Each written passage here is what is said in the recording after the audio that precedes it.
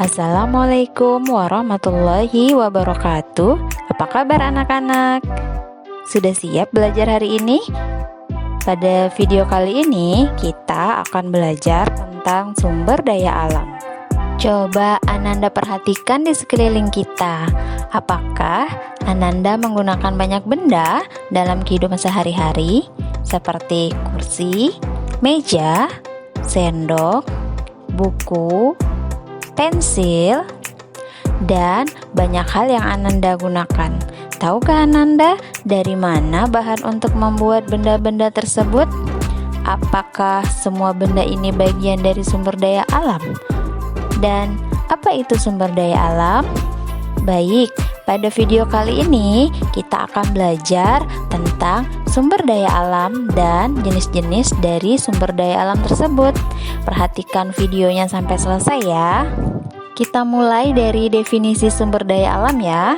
Sumber daya alam atau yang biasanya kita singkat dengan SDA adalah segala sesuatu yang berasal dari alam dan dapat dimanfaatkan untuk memenuhi kebutuhan manusia untuk bertahan hidup. Sumber daya alam dibagi atas beberapa macam. Pertama, berdasarkan sumbernya, sumber daya alam dibagi menjadi dua, sumber daya alam hayati dan sumber daya alam non-hayati. Sumber daya alam hayati adalah sumber daya alam yang berasal dari makhluk hidup seperti hewan dan tumbuhan. Sedangkan sumber daya alam non-hayati adalah sumber daya alam yang berasal dari benda tidak hidup atau benda mati seperti air, tanah, dan batu-batuan. Kita lanjut ya. Kemudian sumber daya alam juga bisa dibagi berdasarkan sifatnya. Berdasarkan sifatnya, sumber daya alam dibagi menjadi dua juga. Pertama, sumber daya alam yang dapat diperbaharui, dan yang kedua, sumber daya alam yang tidak dapat diperbaharui. Sumber daya alam yang dapat diperbaharui artinya sumber daya alam yang tidak habis apabila digunakan secara terus-menerus. Sedangkan sumber daya alam yang tidak dapat diperbaharui adalah sumber daya alam yang terbatas jumlahnya dan dapat habis apabila digunakan secara terus-menerus. Kita lihat contohnya ya. Contoh dari sumber daya alam yang dapat diperbaharui. Ada hewan, tanaman, air, dan tanah. Sedangkan untuk contoh sumber daya alam yang tidak dapat diperbaharui adalah minyak bumi, batu bara, emas, dan besi.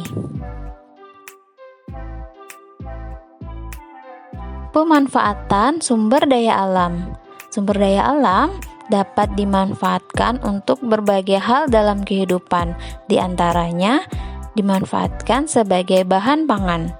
Ada sayur-sayuran dan buah-buahan.